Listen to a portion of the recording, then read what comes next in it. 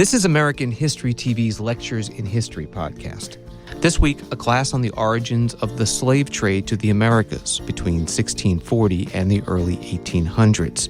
It's taught by University of Pittsburgh history professor Marcus Rediker and was recorded in 2010. Okay, everybody, greetings. Good morning. Our subject for today is the Atlantic slave trade. And the first thing I want to say about it is that we have a big subject, a tremendously important subject, and truly a difficult subject to deal with today. Its importance lies in its relationship to the transformation of the world in the early modern era. And by that I mean essentially three things. First, the origins and the rise of capitalism around the Atlantic, beginning in the late 16th century and continuing thereafter to the present. Secondly, the establishment of European dominance around the world. This is another major theme to which the slave trade is connected. And then finally, we are talking today about one of the very foundations of American history. America is the result of the meeting of three very old cultures, and you might say continents. People from Europe, people from West Africa, and people from Native America. So today we're going to talk about one of those three pillars, the African slave trade. Now I want to begin with a quote by a very eminent African American scholar activist named W.E.B. Du Bois. Okay, here's what Du Bois said about the Atlantic slave trade. Du Bois wrote, "The most magnificent drama in the last 1,000 years of human history is the transportation of 10 million human beings out of the dark beauty of their mother continent and into the newfound El Dorado of the West. They descended into hell." He continued, "It was a tragedy that beggared the Greek. It was an upheaval of humanity like the Reformation and the French Revolution." Well, I think Du Bois is exactly right. This is a stunning drama of human history, the Atlantic slave trade. And I would ask you to notice his reference to El Dorado, the mythic city of gold sought after by the Spanish conquistadores when they came to Mexico and Peru. Well, El Dorado was finally found.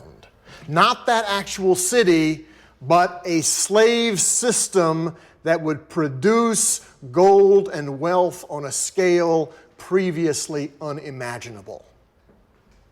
So it is a story about El Dorado after all.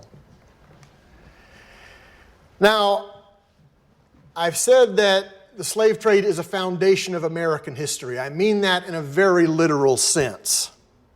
Slavery as an institution, the slave trade as something that made that institution possible, are utterly central to American history from the 17th century to the present. This, folks, is important to who we are. We can pretend that that's not true. That won't help us. So in a way, we're talking today in discussing the Atlantic slave trade about the origins and the very nature of America as a human society. Now, this is not an easy subject to discuss, as I've suggested, because the slave trade and slavery more broadly are both fundamentally premised on violence and terror. You can't coerce people into hard work for their entire lives without a system of violence backing it up. Now, this is especially clear in the slave trade. So what we're going to talk about today is difficult, it's painful, and it's not only painful because of the specific history, it's painful because of the truths that this requires us to face. Okay? And let me be a little more specific about that. In this post 9/11 world, we talk a lot about terror, do we not? Well, the question I have is, do we have the courage to talk about the terror that was instrumental to the very making and building of American society? Something not done by others to Americans, but done by Americans to others. That's a big question. And I think that question lies at the heart of a test of any society that considers itself to be democratic. In other words, it's easy to face all those glorious things in your history, like the exalted ideals of the American Revolution. The question is, can you face the dark pages of your history? And I would suggest to you we need to do that, and that studying the Atlantic slave trade is part of it. Because those slave ships that brought millions of people to the Americas are still sailing. They're ghost ships that haunt us because we live with the history that they created. So let's start with the ship.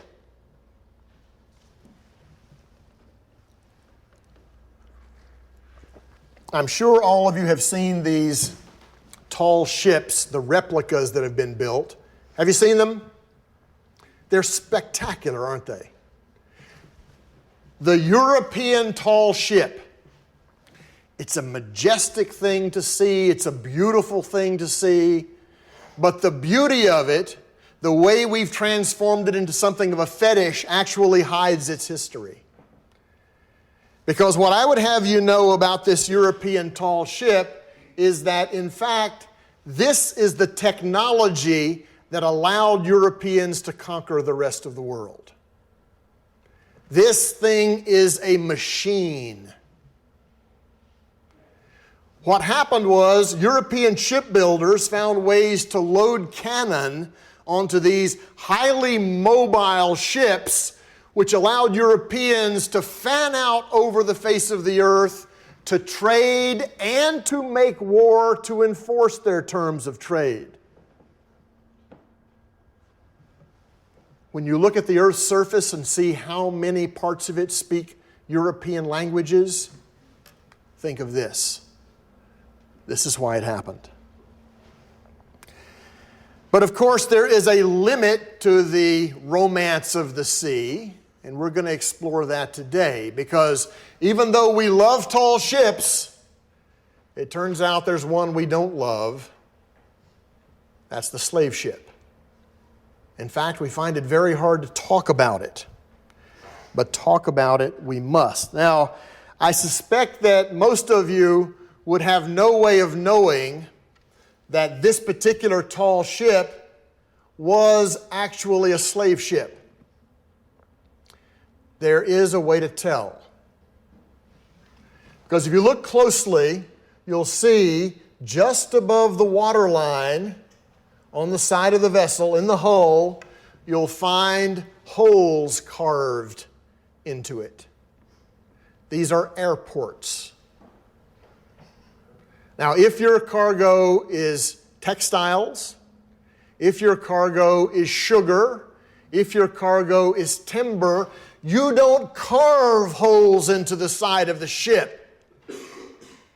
But if your cargo is 300 human beings to be brought from West Africa to some port in the New World, you've got a big problem. The problem is ventilation. How to let that so-called cargo breathe. Okay, so that's how you can tell it's a slave ship, because of the holes carved in the side. Well, We're going to talk about the slave trade in its largest dimensions, and we're also going to talk about it concretely. Here's a famous image you may have seen. This is actually a real ship called the Brooks. It sailed out of Liverpool for about 20 years in the late 18th century. Ships like this carried over a very long span of time, beginning around 1514 and carrying on up to about 1866. That's a span of 352 years, carried millions of people into bondage. And one of my points here is that we are not talking about a short burst or paroxysm of violence. We're talking about something that lasted for 3.5 centuries. We've got to take that on board. Now, the countries that took the lead in organizing the Atlantic slave trade, first of all, it was Portugal. The fairly small nation of Portugal was the preeminent maritime nation in the 15th century. And their voyages down the coast, see, here you've got Europe, here's Portugal. See, this is really a tiny part of the world. Look at it.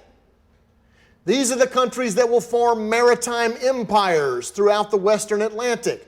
But the Portuguese come down the coast, going further and further over time, making contact first in the Senegambia region, trading originally for ivory, and then slowly more and more for human beings. And then after 1492, when Europeans began coming, especially to the Caribbean, and building their new imperial systems, more and more European nations want to get involved in this process. So Portugal, Spain, those are the two leaders, are followed in rapid succession by the Netherlands, Denmark, France, England, and the United States. There is really a mad rush for the wealth to be gained in the slave trade and in the building of these systems of slavery in the Americas. This is really critical. Now, we want to talk about numbers. Numbers are important, and numbers, when it comes to the slave trade, are very controversial. Over many years, there have been wildly varying estimates of how many people were carried out of West Africa, really from Senegambia down the coast to southern Angola, and then eventually later on into South and East Africa. How many people were carried to the New World? Well, it turns out that we know quite a bit about the slave trade because the slave trade was a big business, and we have an abundance of business records. Those business records, and indeed practically every kind of conceivable record, has now been mined and put together in something called the Transatlantic Slave Trade Database. And I would recommend it to all of you. This is a really magnificent scholarly achievement. We now have records on something more than 33,000 slaving voyages,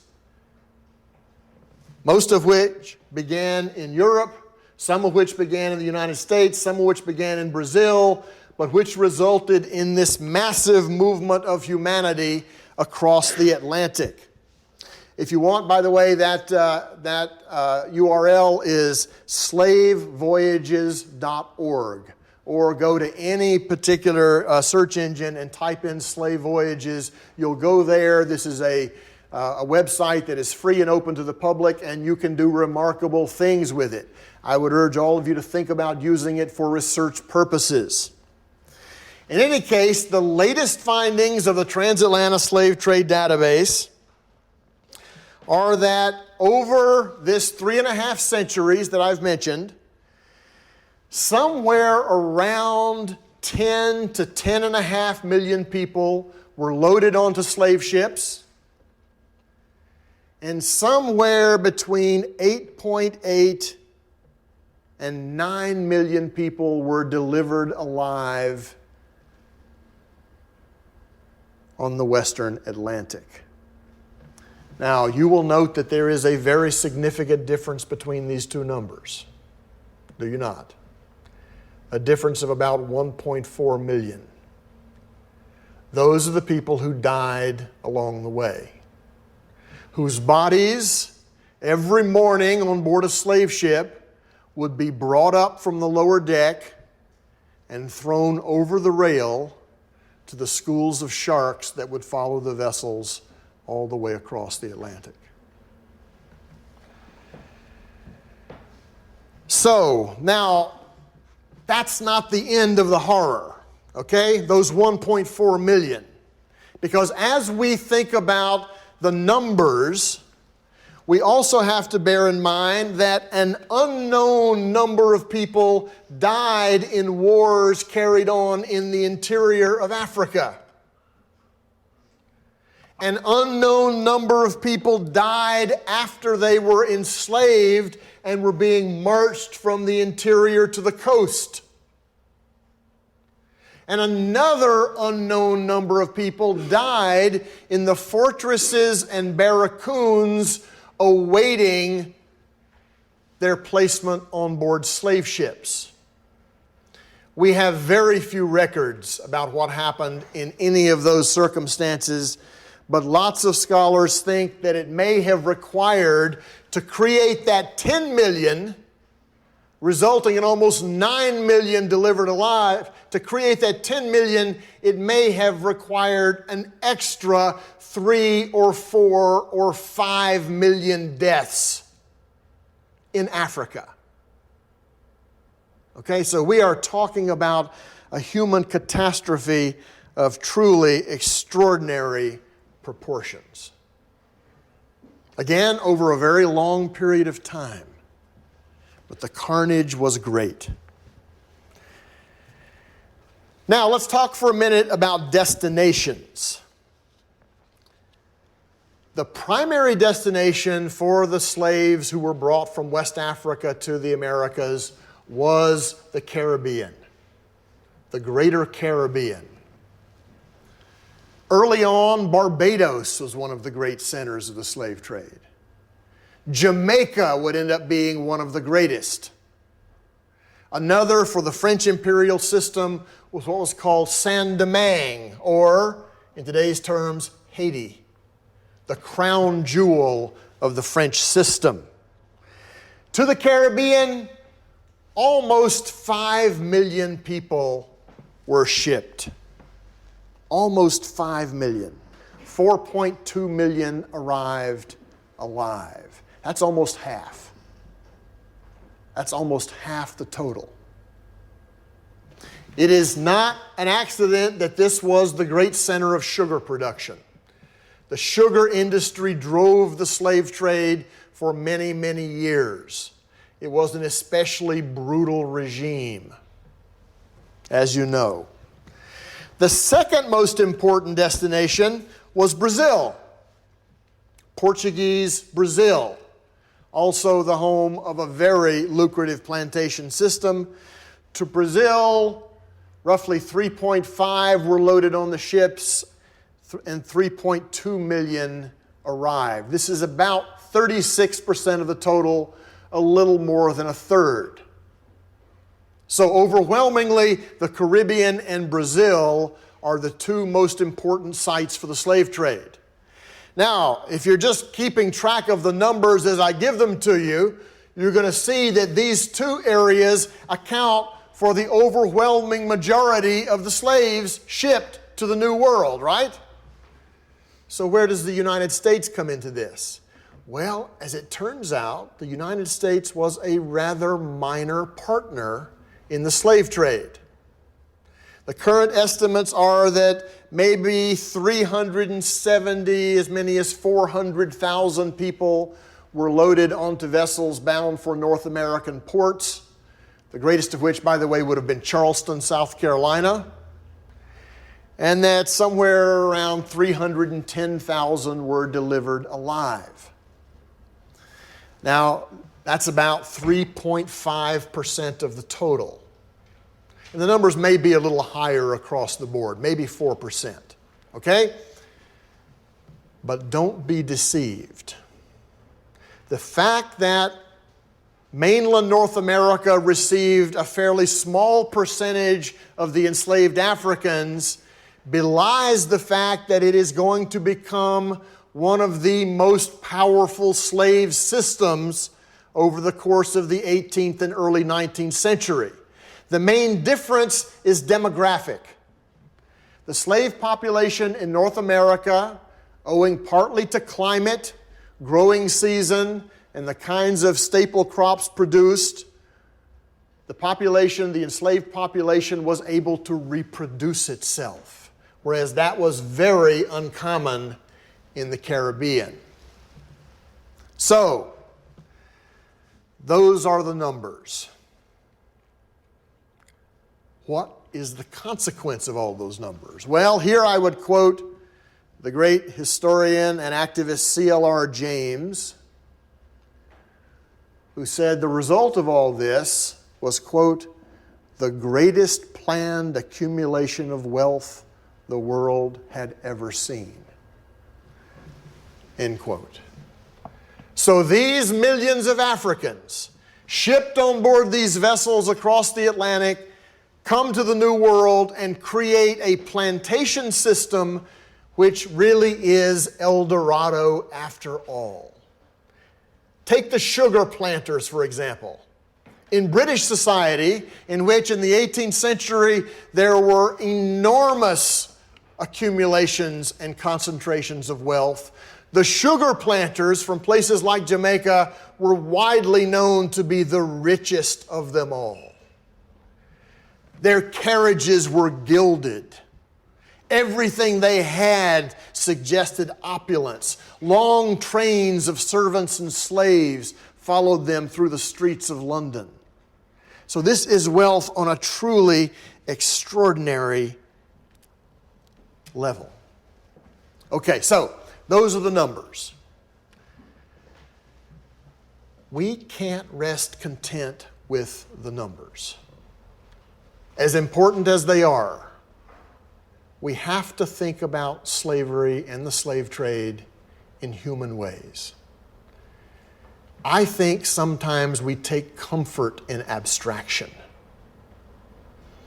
The great British novelist Barry Unsworth, in a novel about the slave trade called Sacred Hunger, has two of his characters who are slave traders sitting in their lush Liverpool office, surrounded by the wealth that they've made in the slave trade. And he says, you know, they really couldn't have pictured what was happening on their slave ship off the coast of Africa at that moment.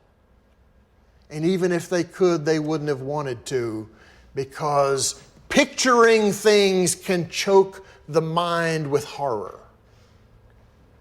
Much better to remain safely in the realm of the abstract, to think about charts and graphs and maps. Well, this is the challenge. We've got to keep the big picture of the slave trade in mind, but we also have to understand it in human terms. We have to try to understand the slave trade as human experience. And so for the next part of today's lecture, I want to talk a little bit about just that, the slave trade as experience. I'm going to be drawing here on research I did for a book called The Slave Ship, A Human History. And the examples that I want to give you are drawn basically from the British and American slave ships of the 18th century, beginning about 1700 and going up to the abolition of the slave trade in 1807, 1808. This is regarded by many as the peak period of the slave trade. This is the moment when more people are shipped than any other. This is the moment of the formation of the American slave system. Okay. What I would have you try to do right now and for the next few minutes is to imagine what it would have been like to be one of a roughly 300 people who were gathered together and placed on board a slave ship.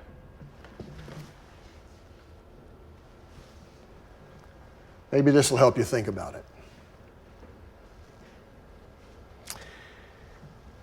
Now imagine that the 300 are going to be drawn from a number of different cultures, a number of different language groups. Imagine or know that the 300 will have been enslaved by other Africans before they got to the ship. But also understand that they did not all consider themselves to be Africans, least of all members of the same race. They were Mandingo, Fante, Igbo, and to a very large extent the people they enslaved were other ethnic national groups, frequently people with whom they had been fighting wars for very long periods of time. So imagine being captured in war. Imagine simply being kidnapped by roving bands of marauders. These were probably the two most common means of enslavement. Imagine then being led in a human train, what's called a coffle, and marched sometimes for very long distances from the interior to the coast. Imagine being shackled to someone next to you who dies along the way and is just discarded. Imagine arriving at the barracoon or the fortress or the ship and undergoing a truly humiliating medical inspection. You'd all be stripped of your clothing, men, women, and children, ostensibly for health purposes, but also because they didn't want any place where a weapon could be hidden. You will be treated like cattle in a market. The slave ship captain will look down your throat, will look at your teeth, will inspect your muscles, will squeeze them. Your property, you're being purchased.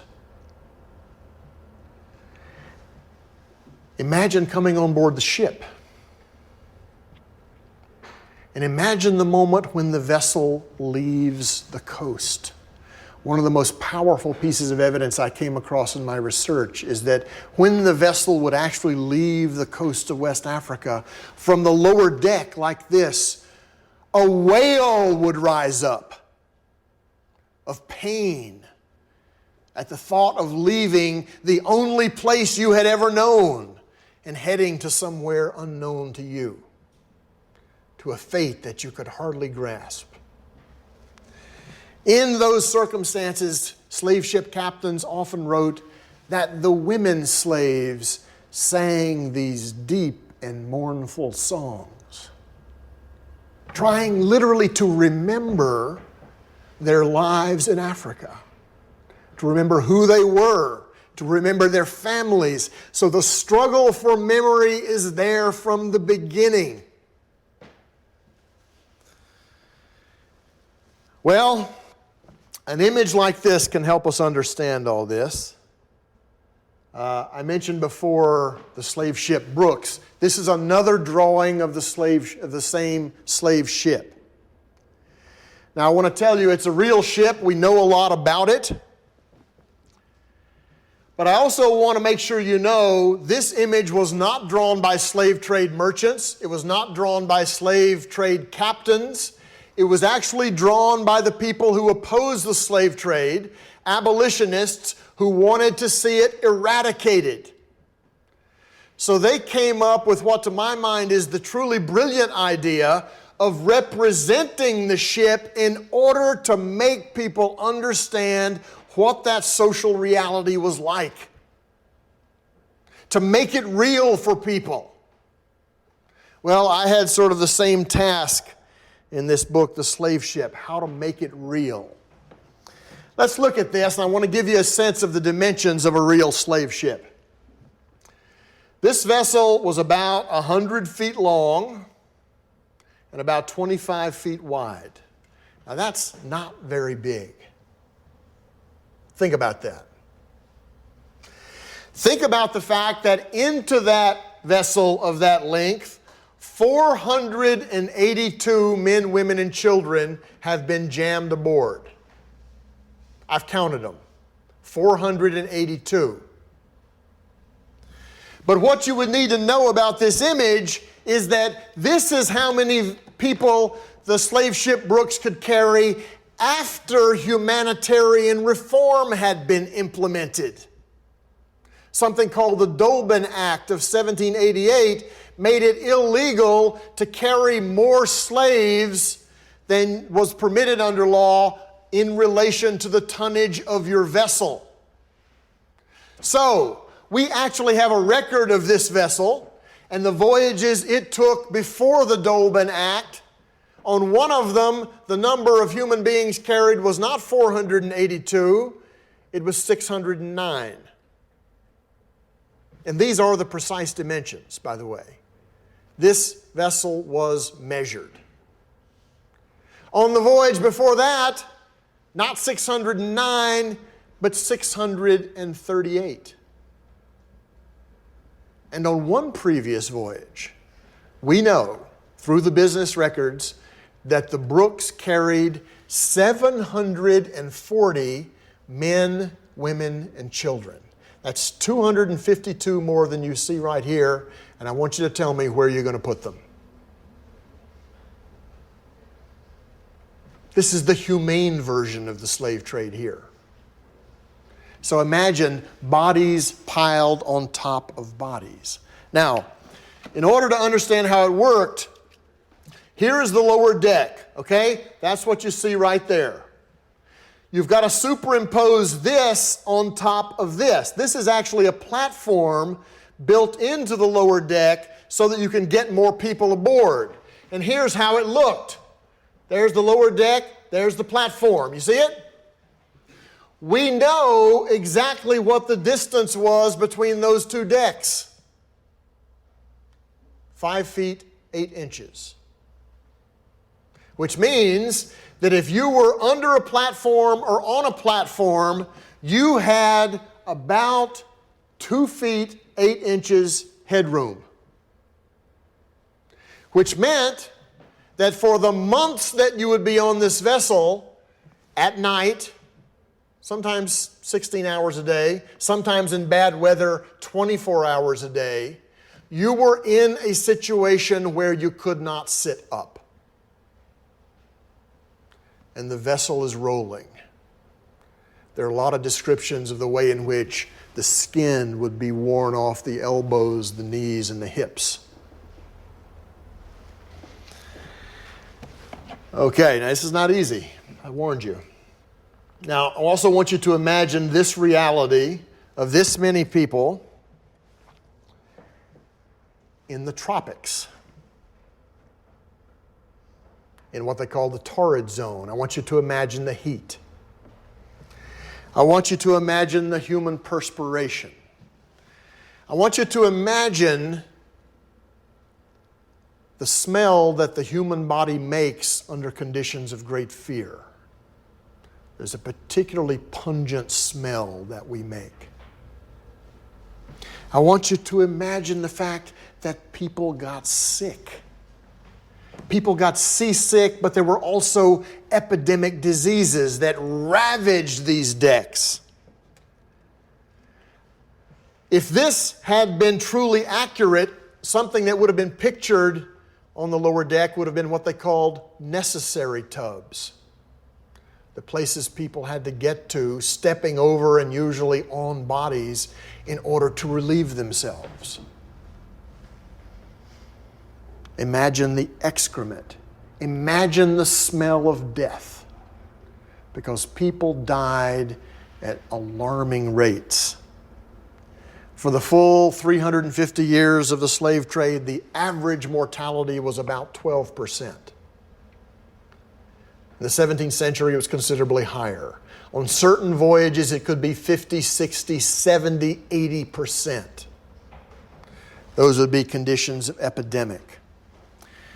And just to try to sum this up for you, it was said in Charleston, South Carolina, in the era of the slave trade, that when the wind was blowing off the water a certain way, you could smell a slave ship before you could see it.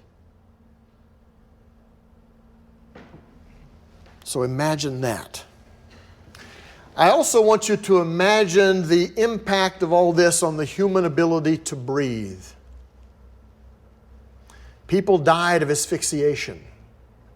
I came across evidence of people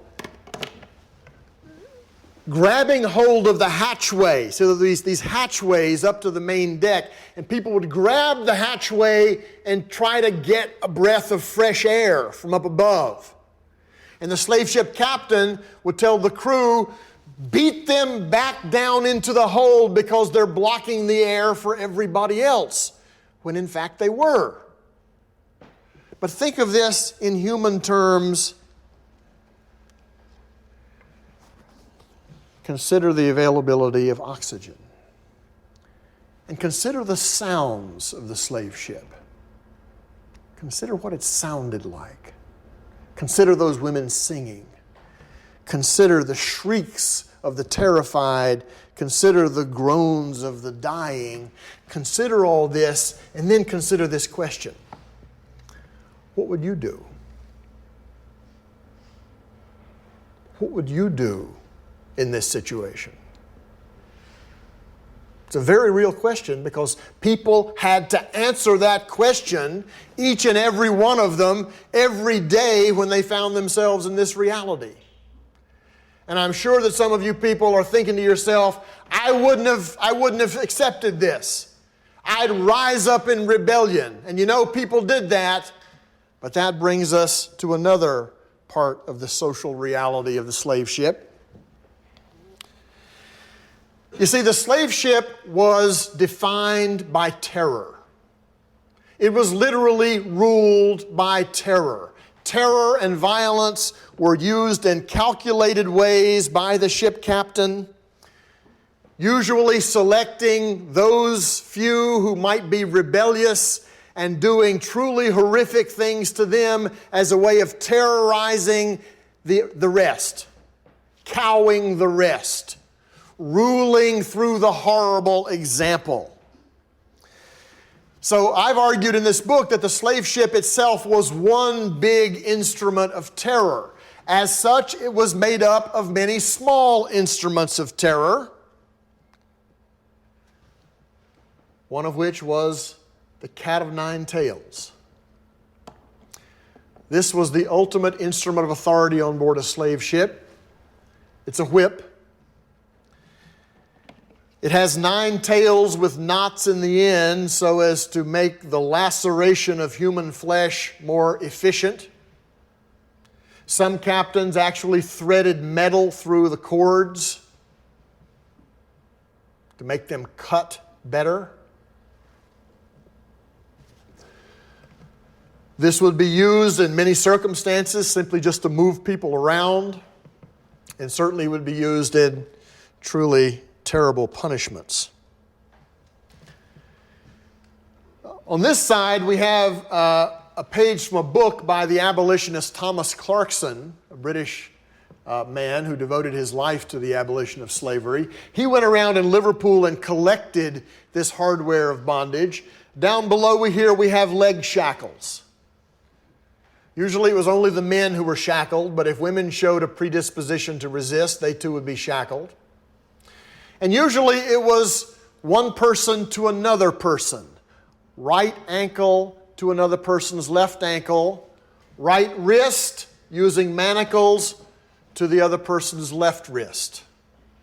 Which meant that those two people had to coordinate their every movement down below decks, or the iron would eat into your flesh, would excoriate the flesh.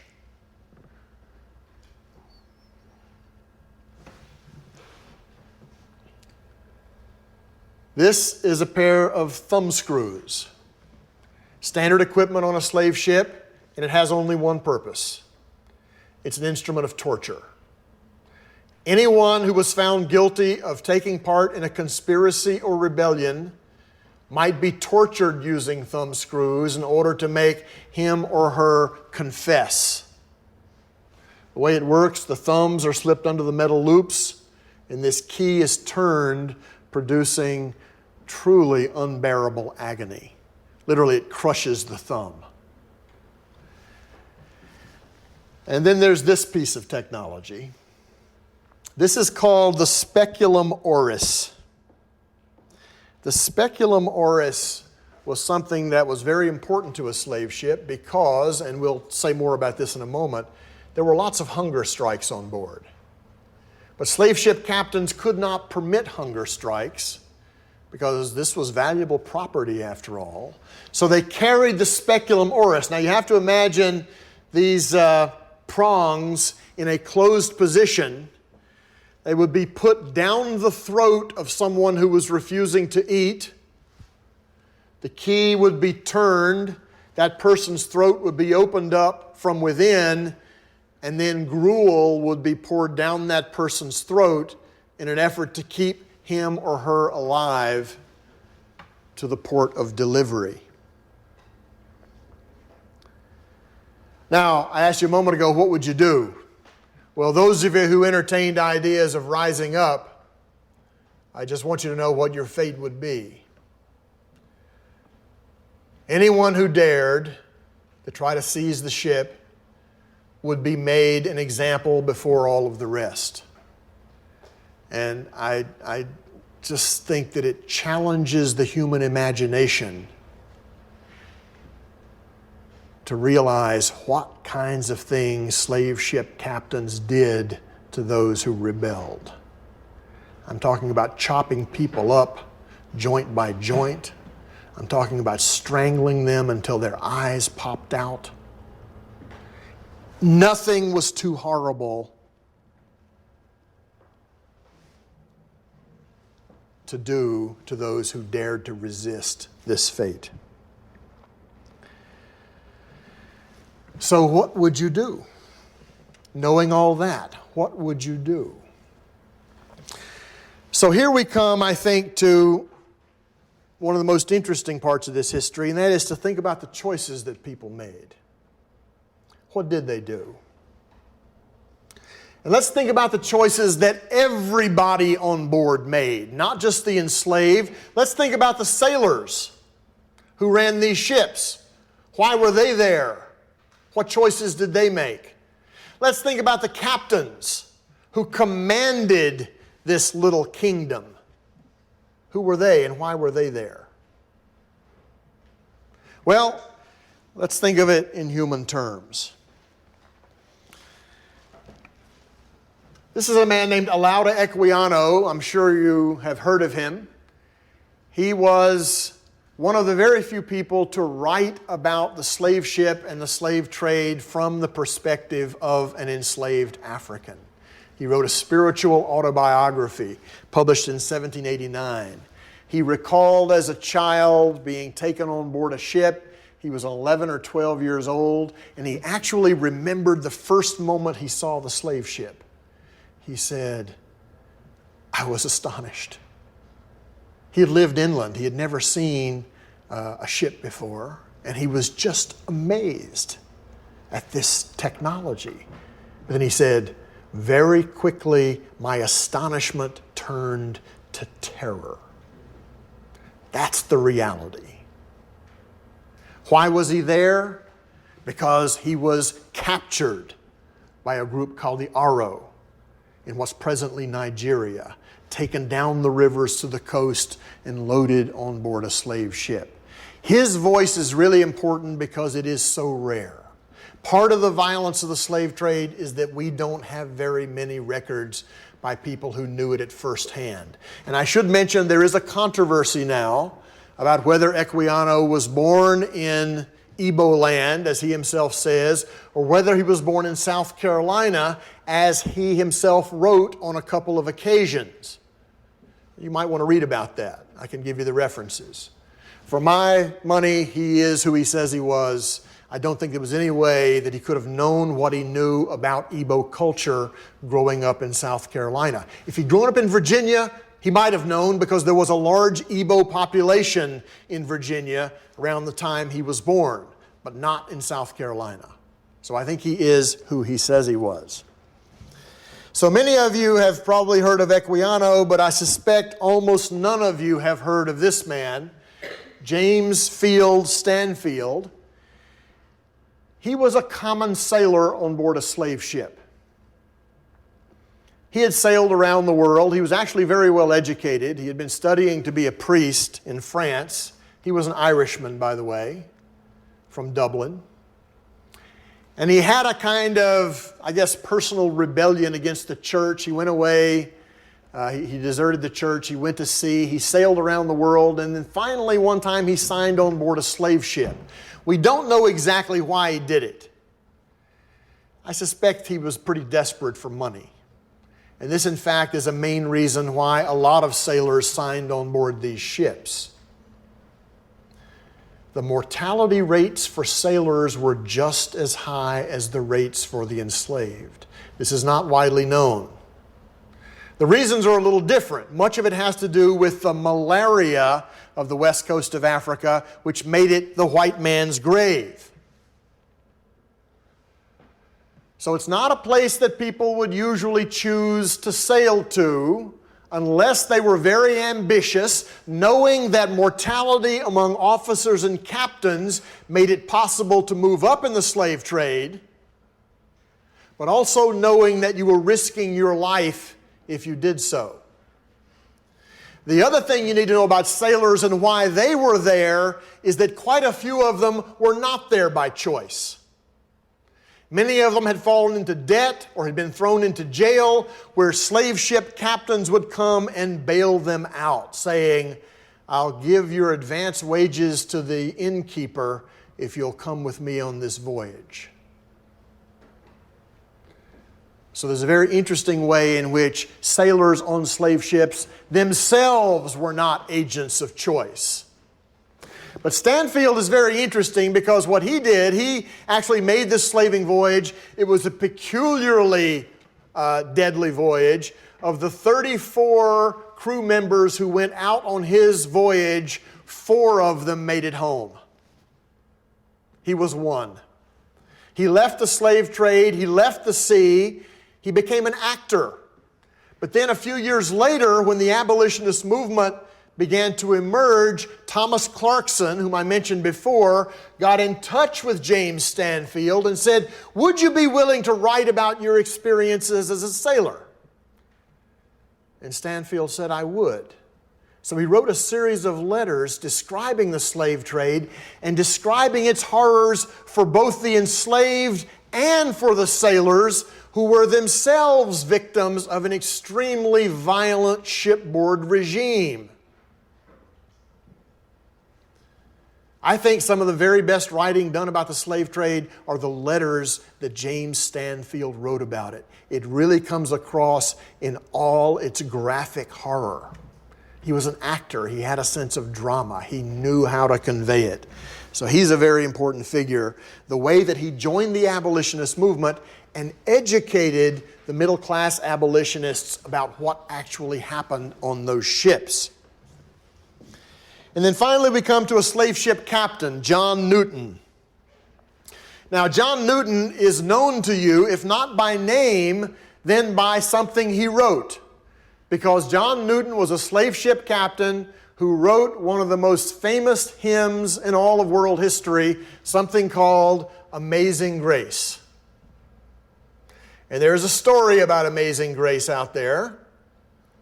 which goes like this, that John Newton was working in an ungodly calling, the slave trade, and that he had a visitation from God, and that he left the slave trade and then later wrote Amazing Grace as an act of penance. Well, it's a nice story, but that's not how it happened. John Newton did have a Christian conversion while working on a slave ship, but he continued to work in the slave trade for several more voyages. In fact, he got a promotion to captain. He went as a devout Christian to West Africa. He completed that voyage. He did it again. He completed another voyage. He did it again. He completed that voyage. He was going for a fourth slaving voyage, all the while writing letters to people saying, well, I do have a godly calling now. As he was carrying people into this killing bondage, but then before that fourth voyage, he had a stroke. He was prevented from going to sea by his doctor. Then, 19 years later, he wrote Amazing Grace. And then 13 years after that, he made his first public criticisms of the slave trade. So it didn't happen quite as the myth would have it. But I would also say that when John Newton turned against the slave trade, he was a very effective witness against it because he knew what happened on those vessels. He testified before Parliament that some captains used those dreadful things called thumb screws.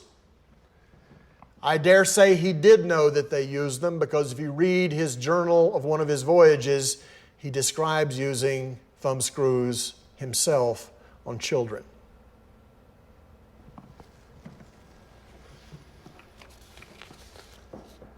Now, the last thing I want to say about these three figures, Equiano, Stanfield, and Newton, is that you can go and read what they wrote. Through the Pitt Library, we have all of these documents. You can read it for yourself. This is part of the excitement of doing history. Go to the library and learn. That's my point. Okay, so we spent this part of the lecture talking about this regime of violence and terror. Okay? There's another important part of this story, and that is the resistance to the violence and terror. To the shipboard regime, we must counterpose the fact that on the lower deck, something extraordinary was going on. There was a kind of cooperation, a kind of communication, and a fragile process of building a new kind of community among the diverse Africans who were on board these vessels. It's an absolutely fascinating thing to behold. Of course, we don't have evidence to study it as fully as we would like, but we do know it was going on, and let me give you some examples of how it happened. First of all, even though these Africans on the lower deck of any given ship would have been of numerous different ethnicities and languages, there was one language they all understood, and that was the language of resistance. When you fought back against the people who ran that ship, everybody understood what you were doing, no matter who they were. And one of the things that really impressed me in the course of my research is that there were all kinds of resistance. I'll tell you the story of one man who embodied several different kinds. We know this because a slave ship surgeon wrote it. He said he was called to tend to a man one night who had cut his own throat. The physician said, I sewed him back up as well as I could. The next morning, he had cut the other side of his throat and ripped out the stitches. The surgeon had the sailors go and search the men's compartment for a hard-edged tool that he had used to slit his throat. They couldn't find anything. So what does the doctor do? He looks and finds flesh and blood under the man's fingernails. He had ripped his throat apart with his own fingernails. So they tied his arms behind his back, trying to keep him alive because he's a big investment. Then he decided he was not going to eat anything. He went on a hunger strike, another major form of resistance. And nothing they could do could keep him from choosing not to be a slave. Stories like this are very common on board the slave ship. And of course, the biggest resistance of all comes in those very frequent moments when people somehow manage to get out of their chains and rise up and try to capture the ship. This resistance is very creative. It binds people together into something new, some new group. There's one other thing I would have you know about, and that is that on the lower deck of these ships, something is being formed there that anthropologists call fictive kinship. Okay? West African societies in this period were all kinship-ordered societies.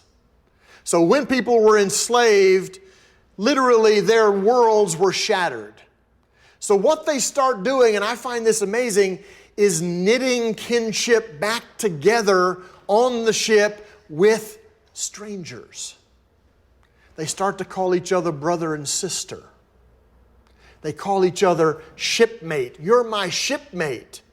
When shipmates go ashore, whether it's in Virginia or Jamaica or Brazil, those shipmates, if they marry and have children, will have their children call other shipmates aunt or uncle.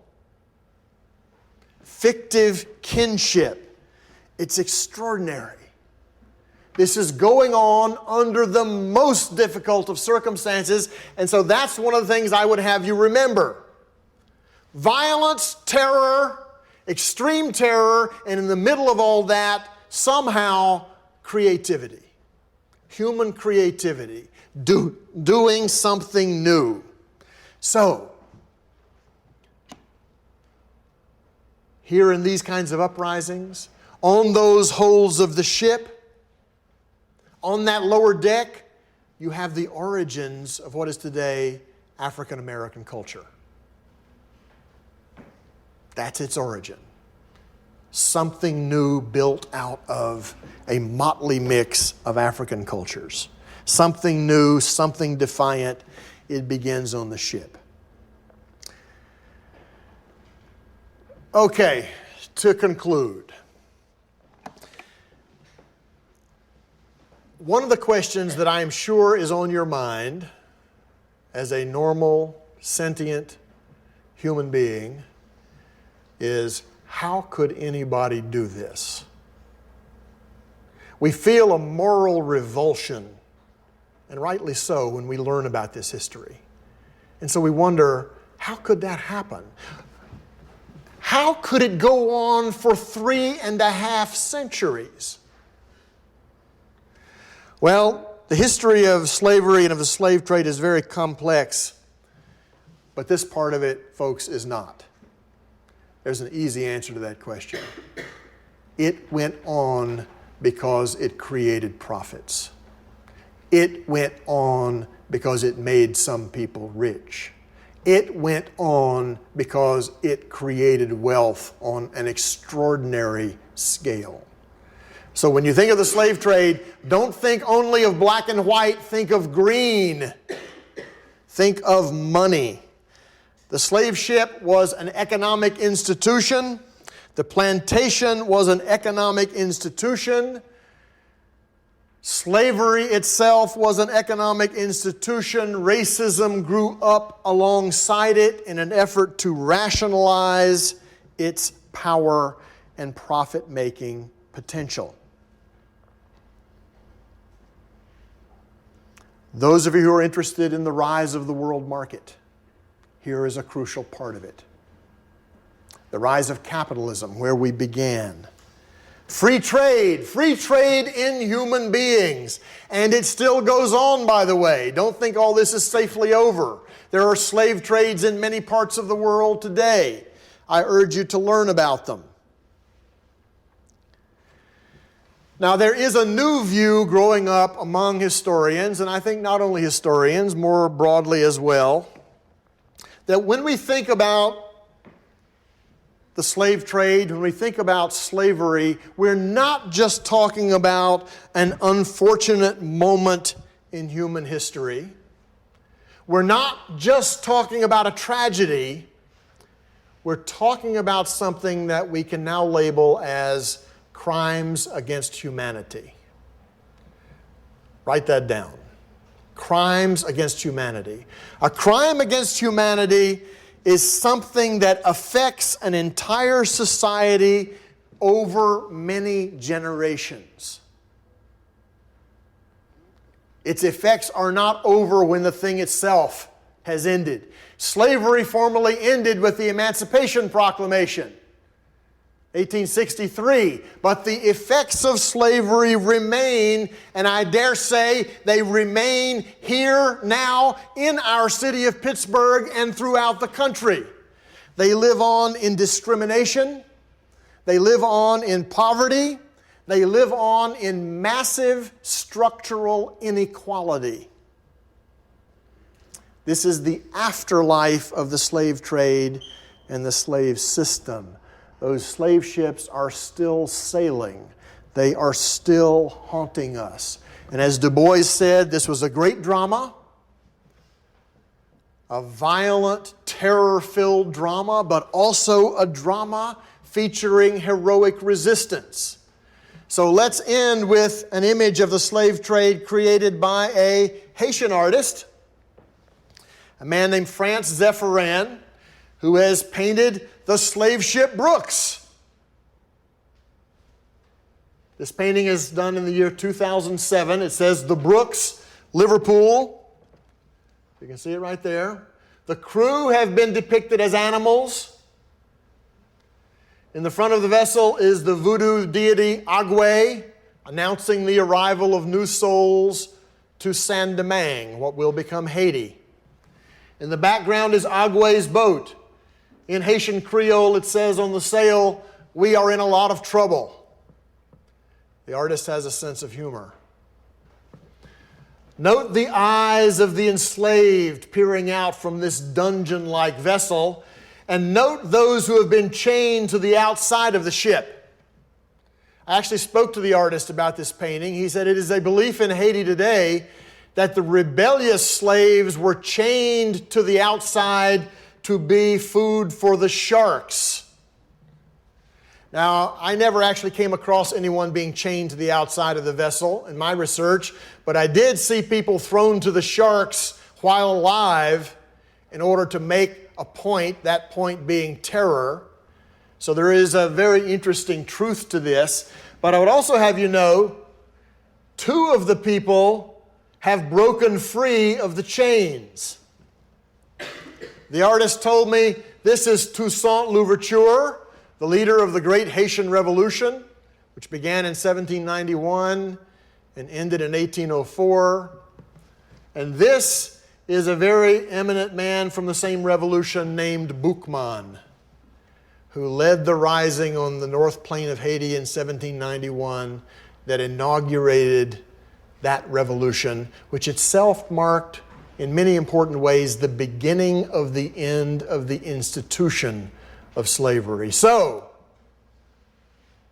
with this Haitian artist, France Zephyrin, we see the violence and the terror, but we also see the resistance. And that, folks, is the drama that W.E.B. Du Bois was talking about. Okay, I'll stop right there and let's talk. Questions. And let me say that if you have questions about a particular slide, we can go back to it. Yes? You said at one time Brooks had over 730 slaves on it, but then was reduced to like 400. Was there anyone actually policing that at ports? It's a very good question. Actually, there was a government apparatus to check this, because what they would do is make the surgeons keep reports. This was a required part of the documentation of every voyage. Now, that doesn't mean they didn't cheat, but there was also the possibility that your vessel could be intercepted by the Royal Navy, at which point they might ask you precisely how many you had on board. So I think there was some policing of it. I think it would be fair to say that there was also quite a bit of cheating. Yes? With America, how the effects of slavery still live on to today, how does that compare to like the South American countries and the Central American countries like Brazil, and like how does that compare with their society? That's another good question, and it's actually one that will be explored through the remainder of the course. One of the really interesting and ironic things about other slave systems is that in, let's say, for example, Cuba and Brazil, which were the two societies that continued to have booming slave economies long after the others. In other words, slavery wasn't abolished in Cuba or Brazil until the 1880s, 25 years after the U.S. Even though there is still a great deal of structural inequality, and some members of our own history department here at Pitt have written about that very importantly, and I can give you those references so that you can make comparisons. Even though that's the case, those countries have rather more fluid racial systems than we do in the United States. Much more racial intermixture, for example, something that goes way back. And it's a very interesting question as to why this should be so. In the United States, we have had a slave system which always depended on the idea of one drop of blood, meaning one drop of African blood and you would be characterized as African or African American or Negro or black, whatever the terminology may be. Very different systems of classification, much more complex, existed in other parts of the Americas. So we do have to account for both the similarities and the differences between these slave systems. Yes? What was it that made the slave trade, and when it did, was it an abolition movement or was it economic? Thank you. Yes, there's been a lot of debate about this. There are, of course, economic roots to the abolition of the slave trade, but I think the prevailing view among scholars these days is that abolition took place first and foremost in Great Britain. Okay, you need to know that. They were the first to abolish the slave trade, or at least of those involved in a major way. In the 18th century, the British carried as many people into slavery as anybody else. Maybe the Portuguese carried a few more, but they were major slave traders. And a social movement grew up that basically brought it to an end while it was still profitable. Now, they did not yet end the slave system in the British colonies. That will take another 25 to 30 years, beginning in 1834 and then finally in 1838. Eventually, slavery will be abolished in Britain quite a bit before the United States. But I think the prevailing view right now is that it was a social movement made up of many different kinds of people who brought a profitable slave trade to an end. So that's actually a hopeful thing, isn't it? Yeah. That people could get together and make significant change. Yes? So you said that the first slaves were sold by Africans themselves. I was just wondering, like, as it became such a big business, was it still the Africans running it, or did the Europeans come down and have the institution set on the coast? Africans were in control of the African sources of slave supply from the beginning to the end. And one of the main reasons for this, I think there were some Europeans who actually wished they could have gone ashore and handled the slave trade. And they did build fortresses, places like Ghana. You've probably seen these massive fortresses like Elmina and Cape Coast Castle. They did have settlements ashore, but the death rate for Europeans in African societies was so high, to a large extent because of malaria, that it was known then as the white man's grave. So what the Europeans did, being unable really to go ashore and organize the trade themselves, was they made deals. They found coastal groups all along West and West Central Africa who were willing to enter into an alliance with them and engage in a trade that would be mutually beneficial. And frequently the elements of this trade were the Europeans would provide not only textiles and consumer goods, but firearms. gunpowder, which this client state would then use to attack its traditional enemies, and then bring those people back to the coast, trade those people to the slave ship captains, frequently for more guns and ammunition and gunpowder. So this creates what historians call the gun-slave cycle. So I think it's important to realize there is a very powerful African dimension to this, but you've got to bear in mind that it's organized basically through a divide and rule strategy on the part of the Europeans. They were very good at that. One more? Time for one more question. Yes? When we talked about the 310,000 slaves that were delivered to America, did that account for just coming from Africa, or did it also account from like South Carolina trading for slaves from like the Caribbean as well? Oh, okay, good question. This would include just direct imports from West Africa, but very important addition you make to the discussion, a significant number of slaves brought to North America were those reshipped from the Caribbean.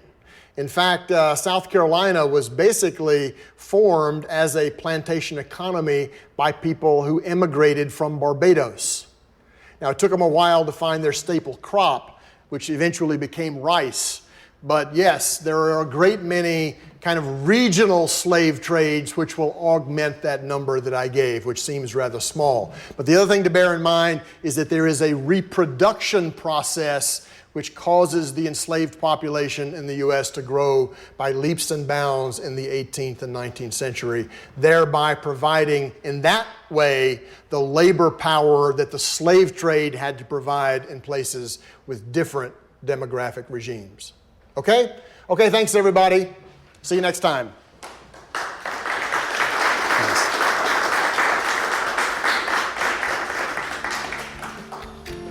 Thanks for listening.